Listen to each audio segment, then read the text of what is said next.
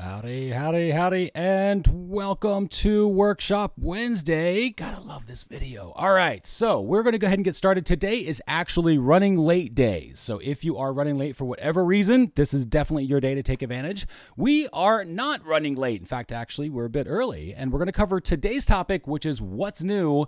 And specifically, this means we're going back to August 2018, and we're looking at, over the past month, what are the updates and releases that have come to our measurement marketing tools like Google Analytics, Facebook Analytics. Actually, everything changed with little enhancements. Tag Manager did, Data Studio did, so I'm really looking forward to that. My name, for those of you who is maybe watching this for the first time, welcome to Workshop Wednesday. My name is Chris Mercer. I do go by Mercer, and I am the co-founder here at measurementmarketing.io, where you can find our content on such incredible platforms as Digital Marketer, Conversion Excel, Social Media Examiner, Seriously Simple Marketing, and others around the web, and of course, measurementmarketing.io. The 5 pillars of measurement marketing is something that we cover each and every workshop, and that's really helping you to use these measurement marketing skills. We put them in 5 main pillars. Number 1 is planning, which is figuring out which questions are actually important to ask. What do you need to get the answers? What are you actually going to do with the answers? Things like that. Then we've got the build out, where you're using tools like Tag Manager and Google Analytics to get everything measuring properly. Then you move into reporting, where you use tools like either the built-in reports with Google Analytics. You can use spreadsheets. You can use Google Data Studio to build dashboards. Then once you have your benchmarks, you begin moving into forecasting, which is when you know your numbers, you can start to predict out your near future, and then you optimize. Now, how do you do that? You actually start running traffic against what you thought was going to happen, and you measure the results. And that will tell you where you're off or where you're on, so you know where to optimize your own marketing. Those are the 5 pillars of measurement marketing. We are going to cover today, of course, the updates, and your main goal with these workshops. It's really, really tough to get them all, so that's why we keep them here so you can watch them later. But the idea is just to grab one thing when you view this workshop, because we're going to cover a lot. So just, especially with these updates, pick one idea and go, cool, that's new. I'm going to go check that out. Then you come back to this workshop, watch it again, and you can pick something else up. So always just focus on one thing, because otherwise, frankly, it's easy to get overwhelmed and frustrated with these tools. All right, without further ado, what's new? Updates and releases for August 2018. So I'm going to go ahead and show you. We're going to start, as I pull this up, we're going to start with Data Studio because it was some of the fun ones. Now, Data Studio has a few things that were sort of announced in August of 2018. So we're going to check the first one, which is Explorer. I'm not going to go too far into this because it is slightly technical, but it's really made for those who don't have a lot of technical skills when you're connecting to something like a database. So in order to play with this, you can just kind of connect it to a data source. And again, that can be a database, so you don't have to worry about writing queries. If you have somebody who's got a database for you and it's connected, you can actually just drag and drop whatever you need into the Explorer itself and build platforms and charts and all sorts of fun stuff. So pretty cool to be able to play around with this. But I wanted you to know that it at least is here. It's unlikely that most of you will end up using this, but for those of you who are trying to build queries for databases, and that's always been an issue, Explorer is really good. So I would check that out as well. Now, the things that you will use in Data Studio, I think that are really interesting, is this. So this was a new feature that was announced when you are creating your charts and you spend a lot of time, because that's half the battle in Data Studio, is making it look good, right? You can get these charts and those are pretty simple, but it's tough to make them look good. Well, now when you format a chart, when you create a new chart, it kind of works like in Excel where you can, or in Google Sheets where you can copy and paste formulas, and you can copy and paste just the formatting of the formula, that sort of stuff, or formatting of the cell. It's the same thing. So you can see here by the animated GIF that they have produced for us, you can take a chart that you've already created and then formatted, and you can copy it, and then you can paste onto a new chart, a different chart. You can actually go to Paste Special now, which is new, didn't exist before. You can go to Paste Special, and then you can paste in the style, and so the background changes, and the formatting of the chart itself changes, and if it has a legend or not changes. All that stuff will be in there automatically formatted. So really, really cool to be able to do that. Huge shortcut if you do this a lot. So that was a thing to show. And then the other thing I wanted to show you with Data Studio was a nifty little change around embedding. So you can now embed your Data Studio templates. So these are actually live embeds that they have here. So you can kind of see these are what they would look like, but you can embed them using Embedly, which is another source that, you know, things like Reddit use and things along those lines. So if you wanted to share your Data Studio reports, I know a lot of you are making them for your own company, so you may not use this. But if you are using them for, you know, general stuff, you want to share some things with Data Studio, you can now embed and pop those on. So think about all the fun uses coming through with that. So that's really Data Studio in a nutshell. Now let's talk about Google Tag Manager. Google Tag Manager had some changes that came through as well. First is in the variable section. So I'm going to go into a new tag and I'm just going to show you how this works. And this really is relating to built-in variables. So let's pretend I'm going to go in and create a Google Analytics tag. And I'm doing an event tag, and I want to go ahead and create a variable. So I'm going to go ahead and do that, and let's pull in the variable in the action. And so I've got my list of variables here, right? And this includes everything. This is all the built-in variables and, you know, everything that's available to me to be able to use. But if I don't see something, like for example, one of the built-in variables is error messages. So I could turn that on. But normally what I have to do is go into built-ins, and I have to go into the actual built-in sections and turn it on. Well, not anymore. Now you can see here this little column says enabled.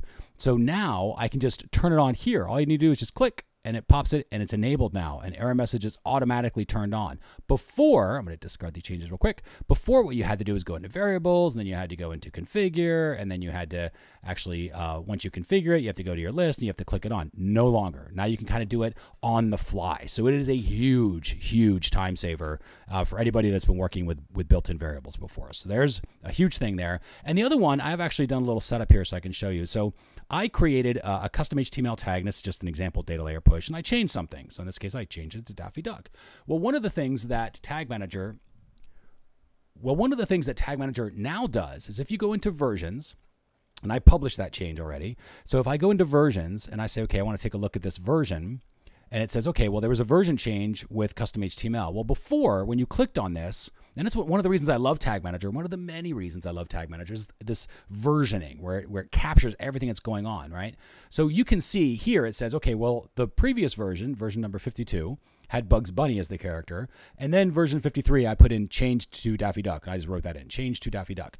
Well, so that's kind of easy to tell right now because it's a very small custom HTML tag, but some of these custom HTML tags can be quite large and they have lots of different little changes in there that are being made. Well, now the new update that came out in August last month is if you click this view details, click this, it will highlight exactly what was changed. This line is different, right? So it tells you exactly what was changed. So Bugs Bunny and then change to Daffy Duck. So the ability to actually drill down into your custom HTML tags and see exactly what was changed, much, much better now. You've got a much more higher level of visibility than you ever have before. And especially if you have a lot of people back there that are working in your tag managers and they're doing custom HTML tags and playing around with Facebook scripts and pixels and everything else that Tag Manager can handle, this is a really nice way to be able to say, okay, what exactly did they do and what did they change? So it's absolutely awesome to be able to do that. So make sure you check that out in Tag Manager. And those are the major updates for Tag Manager. Let's talk about Google Analytics. Actually, you know what? I'm going to save Google Analytics. I know, because that's the one that everybody uses. But I want to talk about Facebook real quick. Let's bring up Facebook.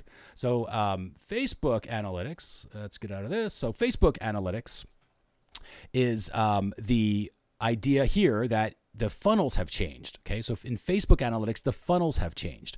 So it's not really a functional thing. It's more of a layout thing, but they're trying to make it a little bit easier to use because they were ever so slightly confusing the way they did before. So the layout is a little different here. And you can see here, this is in their demo account. So under funnels, it looks a little different. So it's got step 1, it has step 2 still. If you click into step 1, you can see it'll say refine. And when you click on refine, that's how you sort of set apart, you know, step 1, but only this URL or these different parameters or whatever else it is that you wanted to do.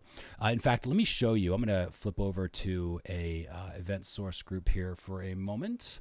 Because I'm going to show you exactly what this looks like kind of from scratch, especially if you haven't played with Facebook Analytics, because it is a platform that, man, they've just done a really, really great job with it, especially when it comes to the the idea of tracking funnels, because Google Analytics doesn't do anywhere near this.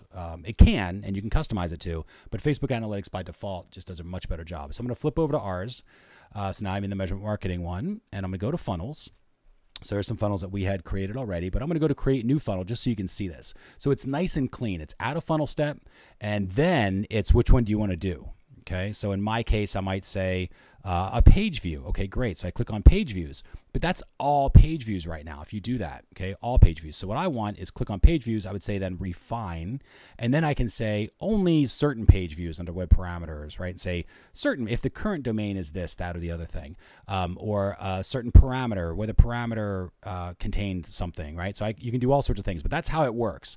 So do the step and you pick your main event. Remember in Facebook Analytics, everything is an event. And then you do your next step. So plus, and then the journey, and then plus whatever the next thing is, and then plus, and then you can build out your funnels, which this one, of course, will show nothing.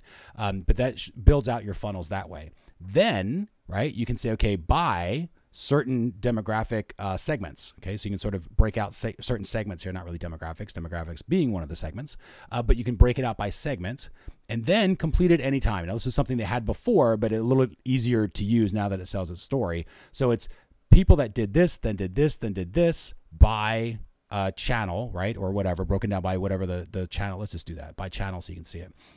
So broken down by channel, completed within whatever, an hour, 5 days, you know, whatever it happens to be. So that's how this breaks down. Okay, so play around with funnels if you haven't. It is by far, out of everything back here in Facebook Analytics, funnels are my favorite toy to play with. They just did a much better job than Google Analytics did, because you can connect events and you can you know, put whatever you want to in Facebook Analytics using Tag Manager. So in fact, we do that quite a bit with the pipeline marketing. So play with it, definitely play with it. Okay, now let's bring in Google Analytics, which I still love. There's nothing wrong with Google Analytics. It is our primary analytics platform. It just, goal tracking, right? Goal tracking. They need a little bit of help. Maybe they'll update. Okay. In Google Analytics, some major announcements in terms of how organic traffic will change for you. So this is super important. Number one is in the back end where you have to go into your admin, and this probably won't affect most of you because you've probably already done this, but if you go back into your all products and you have to connect in Search Console, okay, so there's a certain process you have to do. Search Console is all the, used to be called Webmaster Tools, and it's all the search stuff, and it opens up all those search reports for you be able to, or basically analyze your SEO and the results that you're getting from SEO in Google Analytics. So you have to connect Search Console. That's going to start happening automatically. So they're rolling out this ability to basically auto link without you having to go in and do anything. So if you've already done it, no harm, no foul, you're ahead of the game. Most of you probably are. But if you walk into new accounts, or if you have clients with other accounts, once you are in their Search Console, it should automatically link into Google Analytics in the very near future. So that was one thing that they announced. The other thing, which was more important, I think, though I like the idea of automatically connecting data for sure, is in your source medium reports. Big change coming to Google Organic. So right now, as it currently stands, and you can see that here in this little demo account, they haven't received the update yet, but they will. As it currently stands, the Google Organic is anything when you're on SEO. So you're on search and you go to Google Organic. Well, if I go to Google Images, so images.google.com, and I search and I find something and I click over to your site coming from images, right? Think, you know, if you're a, you know, fitness or anything that's a heavy image driven traffic source. Well, Google Images, you really couldn't tell previously how those people were getting there, right? You can't really easily tell that. Well, now what's going to happen is it's going to say Google Organic if it came from True Search. If it came from Google Images, so image search is going to say Google Images/organic. So there will be a new source medium coming through. Now, here's what that means to you. Number one, you automatically break out, did they come from Google or the regular Google, or did they come from Images, which will be huge for some of you.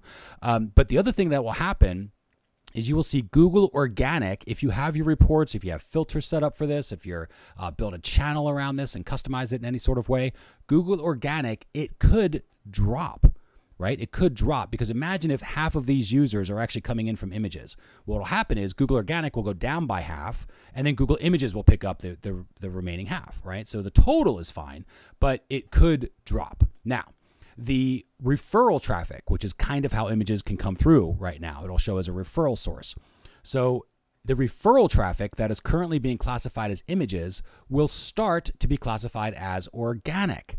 Okay, so what can happen here is Google as a source might drop down because it's being moved over. Part of it might, and again, it totally depends how your traffic comes in, but part of it might be coming in as Google Images. So Google plus the new Google Images source should equal your original Google source, if that makes sense.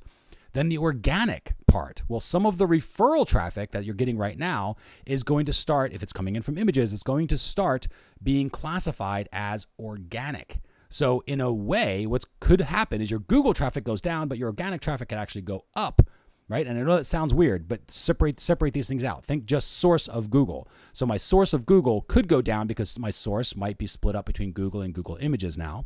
But my organic traffic could go up separate if I was just separating this out as a medium, right? If we think like this, maybe make it a little bit easier. If we flip it over to medium here, your organic traffic could actually go up because some of this referral traffic will be reclassified. Source, Google, might go down a little bit because you're going to see another one that says Google Images. And then Google Images plus Google will be your original Google count. So again, you're not netting a loss of traffic. It's just sort of moving it around. So the top number here would stay the same. And so you shouldn't see a drop in overall traffic, though certain channels might change. And for those of you who do a ton of SEO, again, watch Google Organic because it can drop, but then you would expect that Google Images might be picking up the difference. And if it's not happening, then it is a true drop in SEO, right? Because you obviously want to make sure that you're measuring that traffic source. So that was the biggest change that I wanted to make you aware of when it comes to Google Analytics.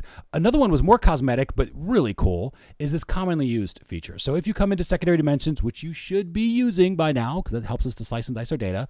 So in this example, let's see, source. Let's say I want to say secondary dimension of landing page.